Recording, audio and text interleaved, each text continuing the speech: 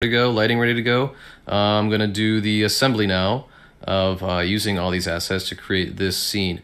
Now, I'm not going to create this exact same scene. I'm going to use an inspired one. I didn't record the creation of this particular one as I was just experimenting to figure out, trying a bunch of things. But I'm going to now show a alternate scene that's pretty close to this, using this as a motivation.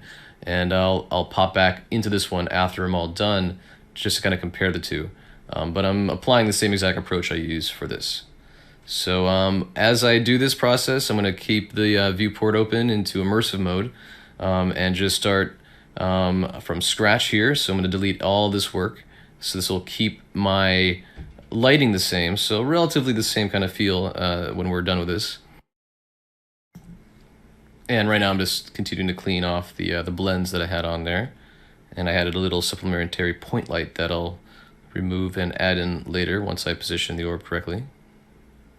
And I'm just filling that ground in with the base color. I was making sure it was the right color selected there. Now it's filled in with default, so I could paint eventually how I want to at the end there. I tend to, you can use the painting, the vert painting as you go. I tend to, in this case, do it at the very end once I'm happy with how things are placed. But again, it's an iterative process, so jumping back and forth between different approaches is not a bad idea.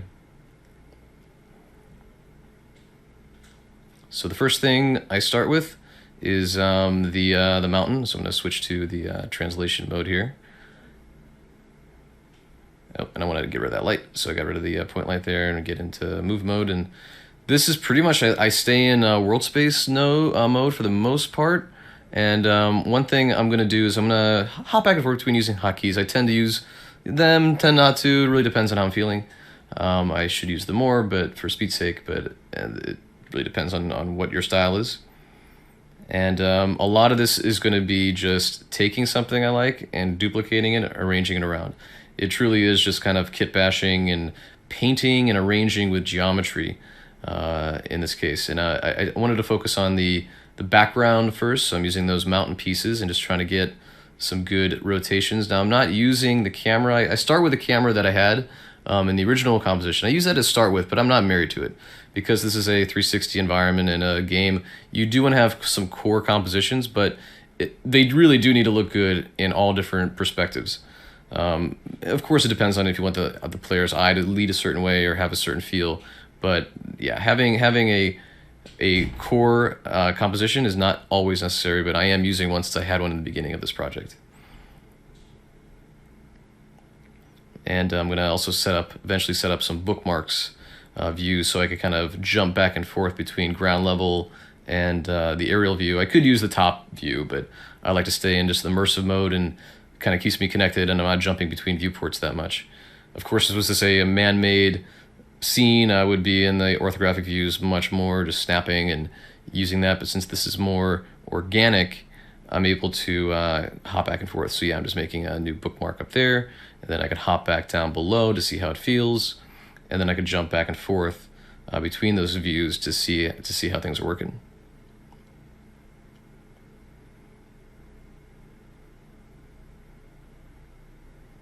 And one thing I could have added to these mountains and I think could still benefit is a detail map on top, because they are just a one-to-one normal. The resolution as I scale them gets a little whack, a little low, and they are 2K textures right now, so those are still pretty big. But yeah, that would help give a little bit more detail back. But I'm also using some distance, depth of field, and some fog. So what matters most when assembling the background here are the shapes. Getting the right flow, the right feel, that things are balanced correctly. But yeah, the scale issues are present. Of the at least of the normal map, it gets a little low res here in a few spots.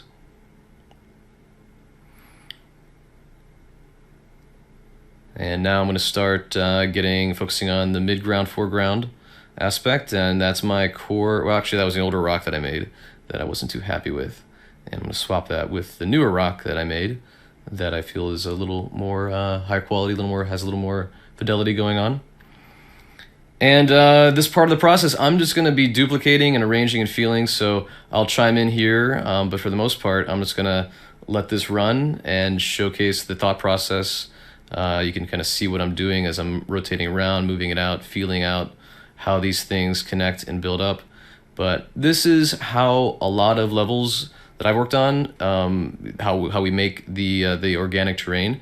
Now I could have used landscape in this situation, but a lot of the time we were handed a gray box or a block mesh from a designer, and we want to keep the relative design that they had, and a lot of the times they do use Maya for that, and it's rather than resculpt it by hand in landscape or in other ways, it's better just to use what they have as a base and bring that into Maya or ZBrush and sculpt on that and then bring it in. So I think it's a totally valid approach of using landscape in Unreal. I'm a big fan. It's super powerful. But for our situation, how we work, at least in Naughty Dog, with Maya-centric workflows, is that we don't have any kind of tool like landscape currently. So that ability to just take in a terrain from Maya or from ZBrush is kind of simulating how we work. And like I mentioned, I'm just gonna probably not talk too much right now, but kind of chime in here once in a while as I go through and assemble the scene.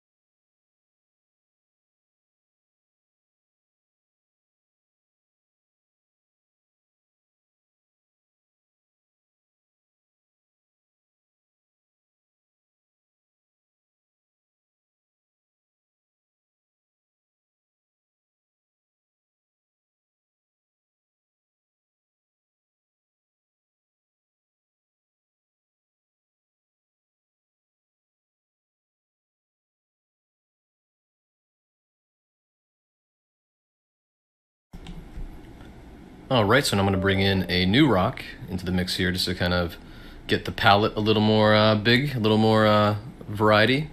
And these are ground rock only. I can't use them like I'm using other ones because they don't have a bottom. They're meant to just sit on the ground. And yeah, they don't have any color variation per instance. That's one thing I would want to do going forward, is have some world space color change on the instance so that as I move it around, it looks a little different than the other ones. Right now, they are all the same, and I'm only relying on the rotation and the scale to make them appear different than the other rocks that it came from.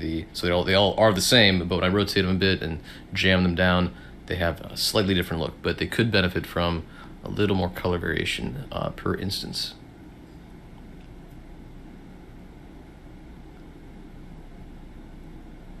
Again, this process is very organic. I'm just feeling things out, placing it in.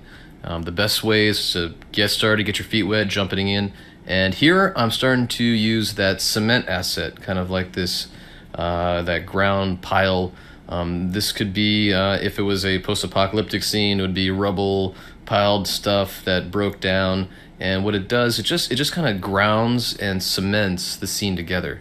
And I think these work out incredibly well for this purpose.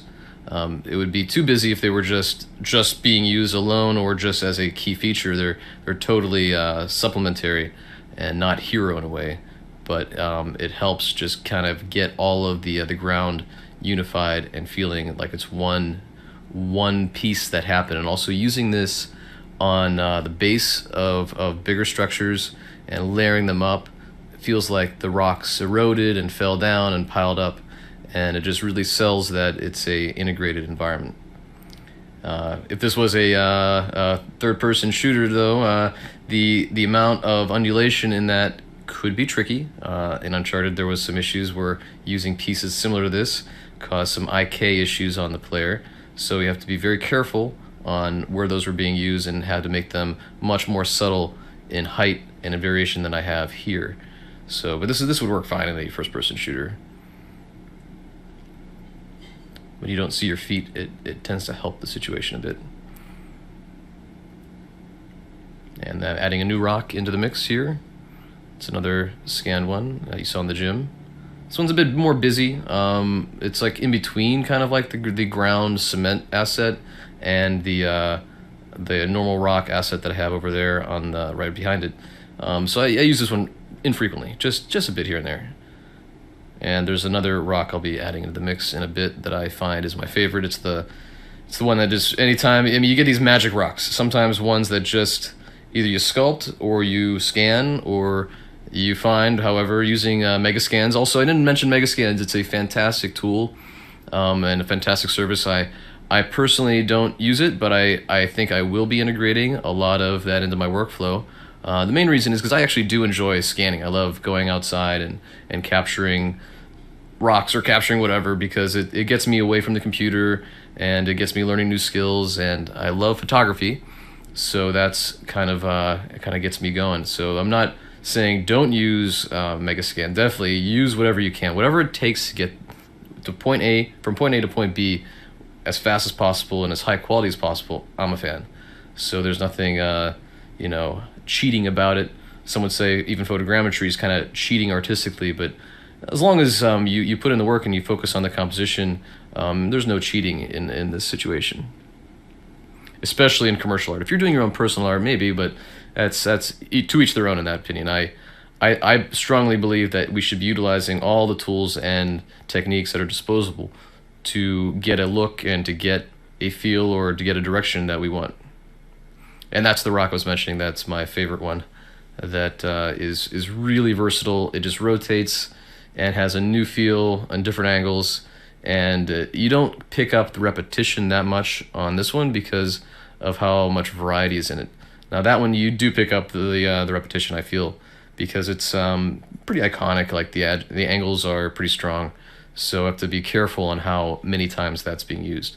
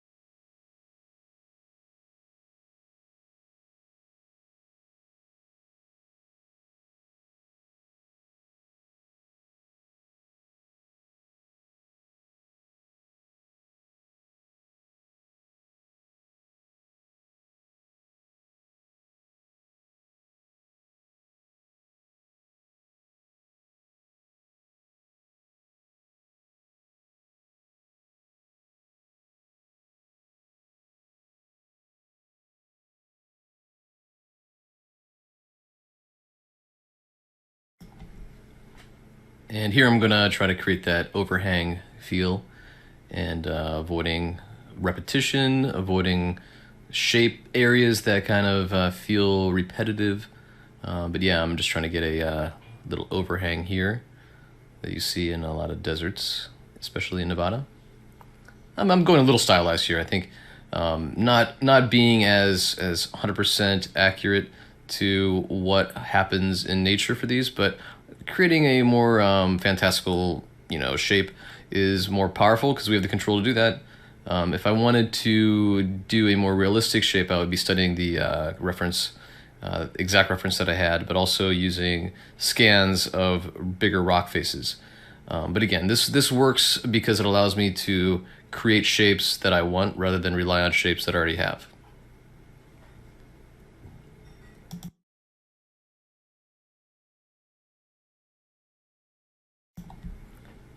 All right, so now I'm going to take a big chunk of some of these rocks I've already assembled and just duplicate them over to the other side to help get some shadowed area and another formation that's more in the foreground.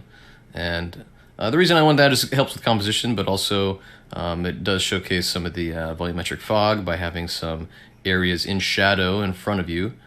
If you're the player walking into the space, that would be kind of cool to be in darkness and then come out into light. That goes with level approach design, not just level design, but environment design is having areas that breathe both in light and in space. So you want to have like tight valves where you're squeezed in tight and then you're released into a bigger open space.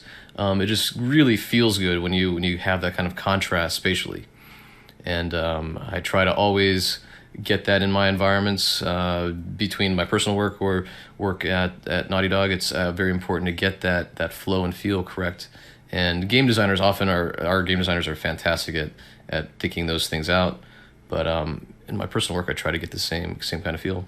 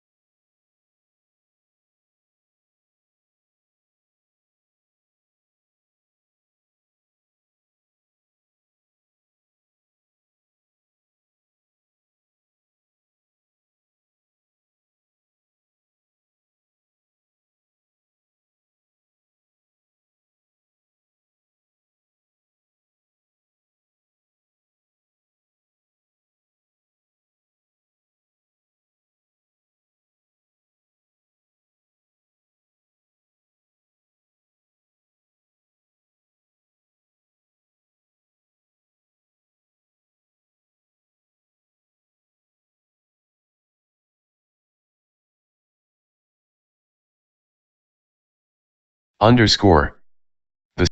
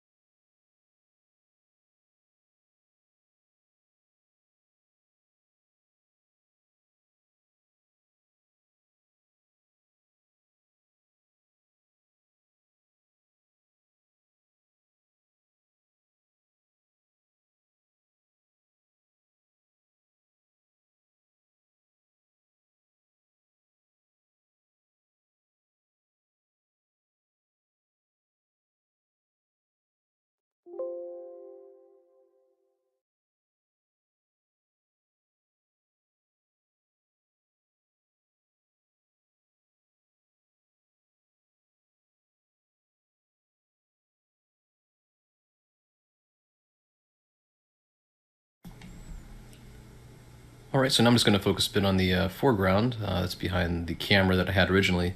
I'm not going to devote too much time to feeling that. I just want some foreground elements. And one thing I'm doing, I noticed that I'm scaling these way too big. These rocks could also benefit from a detail normal map tiling on top.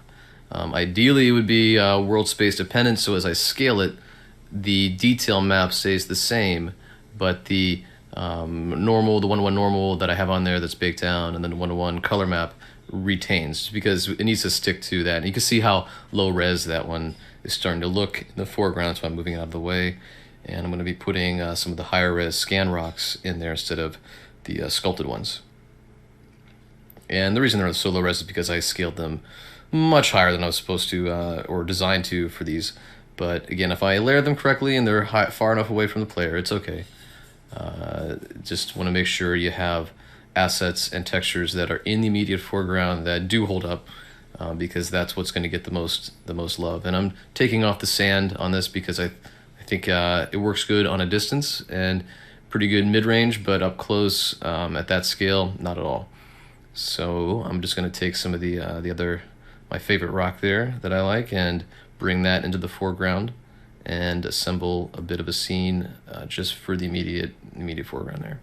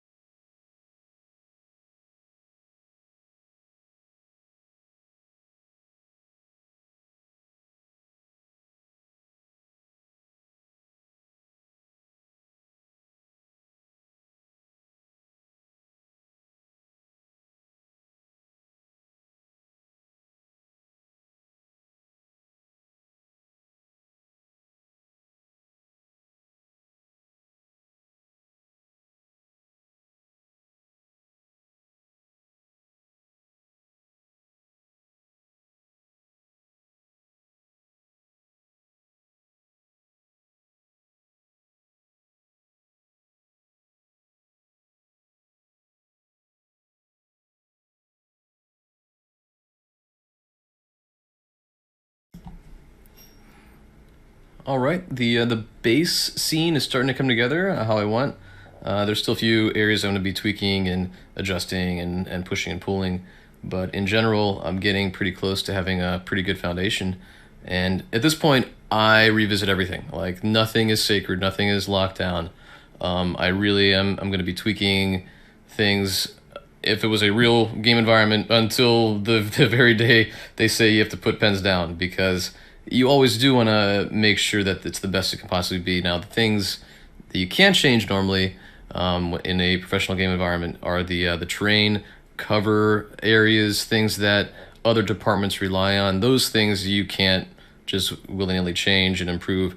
But in terms of like the out of player spaces, vista mid-range stuff, things that are out of the player's reach or a situation, those are normally subject to being polished and changed for the better until the very end. And I'm extending out that vista a bit, make it look like maybe a canyon is down below there. That's where the terrain ends, and this is again the same terrain I used from the concept that I had way back in the beginning of this workshop. I did retopologize that in ZBrush just to have a better painting situation, because the decimated version I have originally using the concept was crazy high poly and just hard to paint. So kind of encased, I made a little cove, a little LOOKDEV cove, and I'm ready to move on.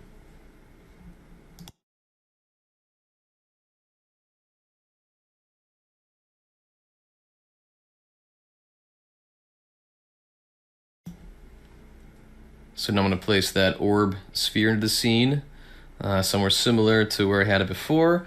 I'm going to scale a little bit, gonna get the right feel. Now, one thing I mentioned earlier on that I would like to integrate into the scene and going forward, I highly recommend, and that's getting something that has a human scale element to it. Because right now, we have rocks, we have this orb thing, which is ambiguous. There's no real scale cues in this scene. So we don't know if a person is super small or super big. It's really tricky. So what I'm going to do, the plants and adding some cactus in there does help for the scale issue. But going forward, I on this scene, I would actually like to swap the whimsical nature of this orb sphere with like a rusted out truck, something that has a human relatable scale factor to it, and that will always help make the scene feel real and make it feel connected to you as a player, and not like what scale am I at? Is this like a giant or is it an ant thing? I think it's important to have those cues. So that's one thing that my own critique on this is that I think is missing. But again, the cactuses do help eventually when I put them in. And I'm just kind of rotating. I'm getting pretty close to what I had before.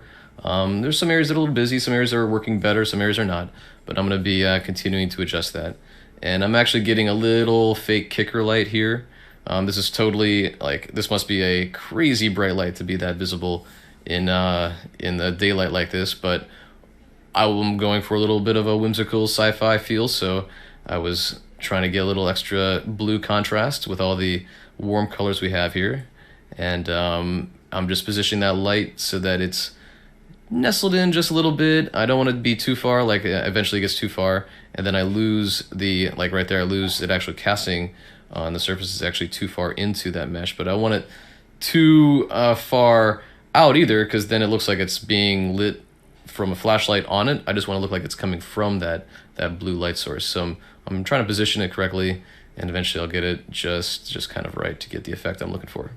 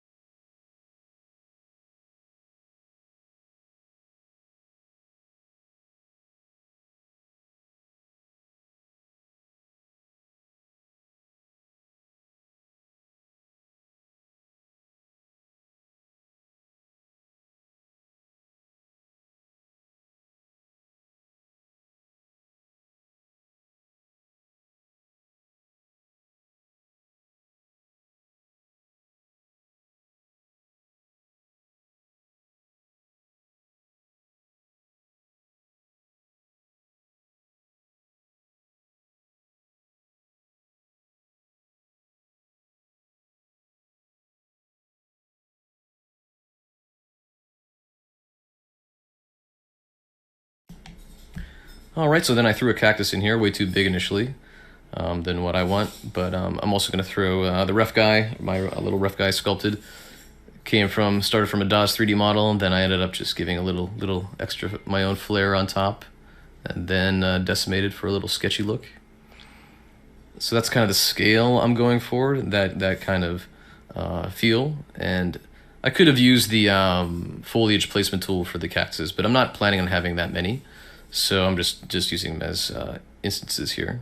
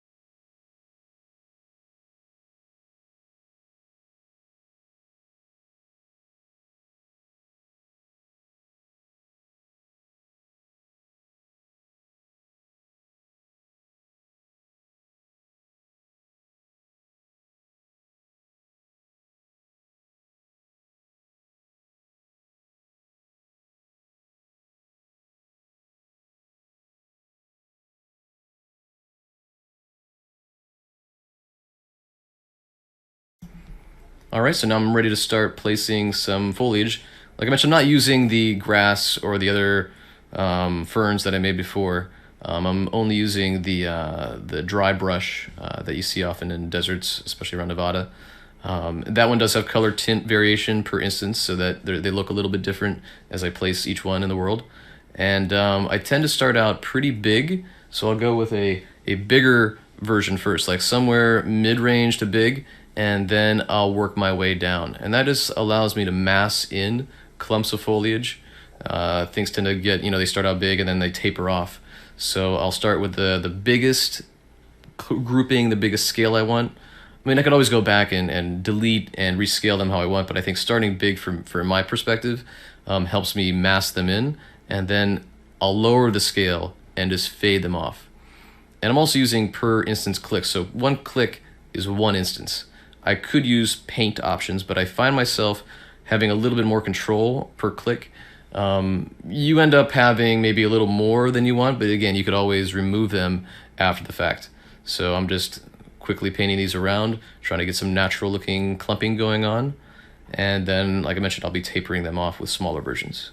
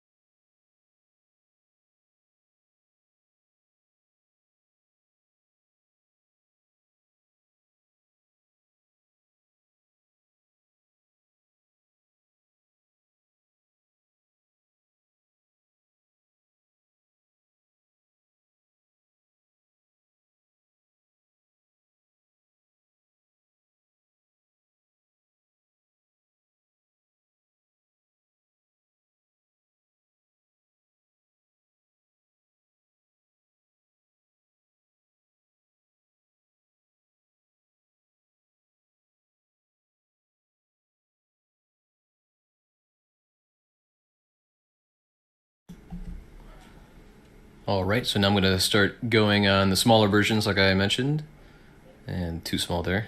So it's finding the right scale. You can have a min scale, max scale, so you have some variety, even when you're not just locked into a just one scale. If you want, you can have some variety as you place them down. So yeah, I'm just starting to taper, and I'll be continuing on that for the rest of the foliage.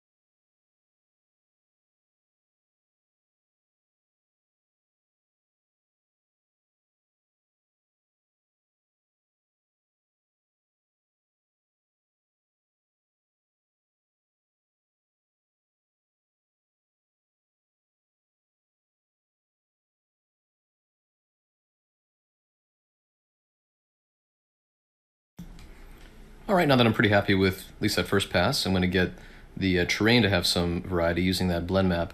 And you can just see how it totally integrates better on the side there. I find it helps better with the foliage and the rocks just to have that built up on the side. I'm trying to keep a natural feel, but it's totally dependent on how you feel about how things are integrating, and how I think I try to avoid like too hard of a contrast between that. It's using the height map to blend the height of that, so there's a bit of an organic transition on the edges. But again, I think having a softer, more gradual, natural feel, so it looks like things are kind of dipping into each other and the sand is kind of overlapping those more busy, moist areas. Yeah, having hard edges are normally not good in the situation, so keeping things pretty subtly blended is a good way to go. And that's what I'm attempting to do here, and just getting a pass of that. I'm not going to go too extensive, but just enough to get some variety.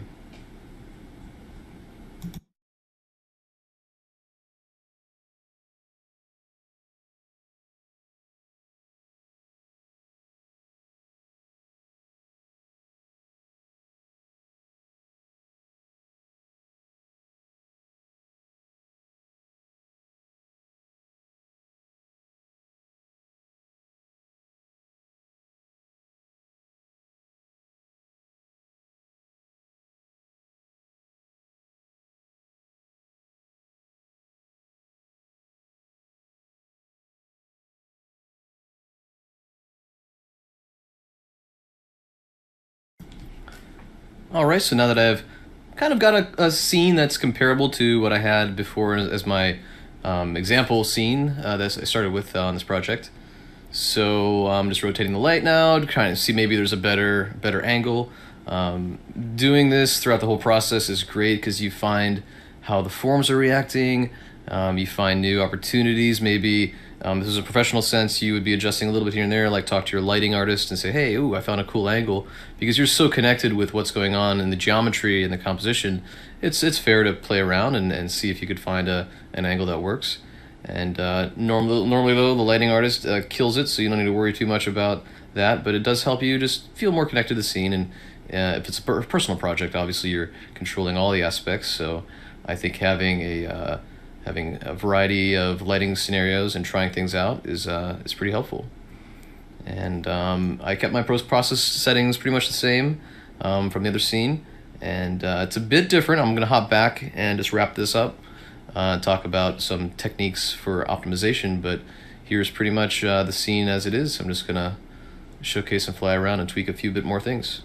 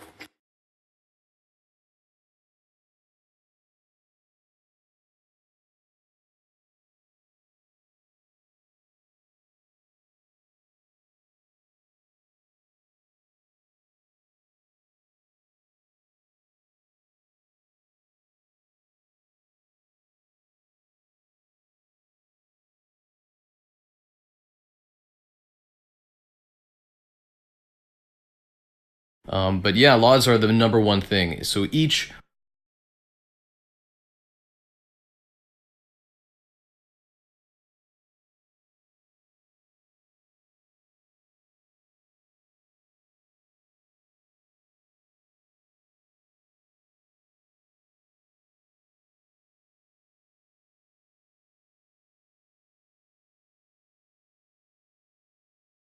rock would have like 1 to 2 LODs that fade out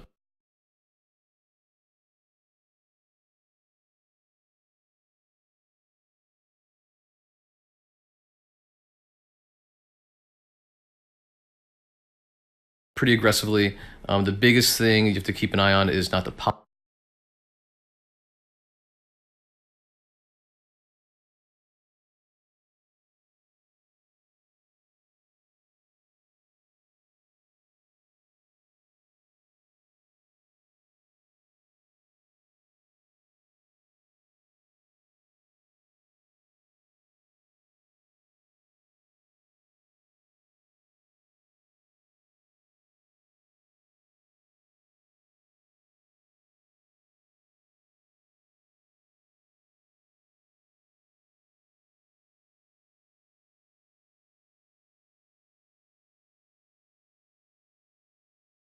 Popping to avoid individual assets that just stand out.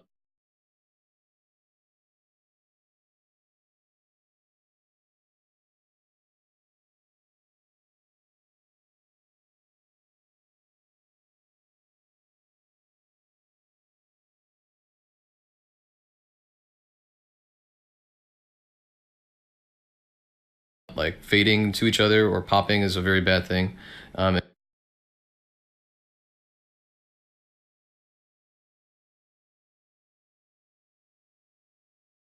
and ambient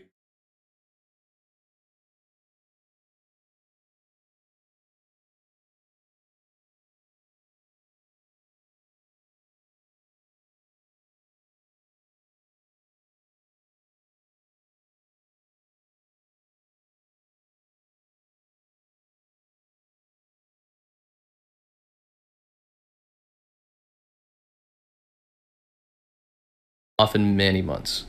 Also to note, when creating a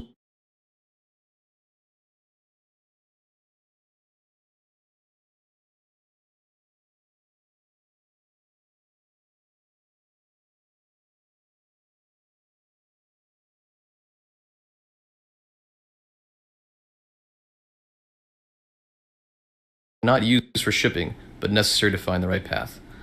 I hope you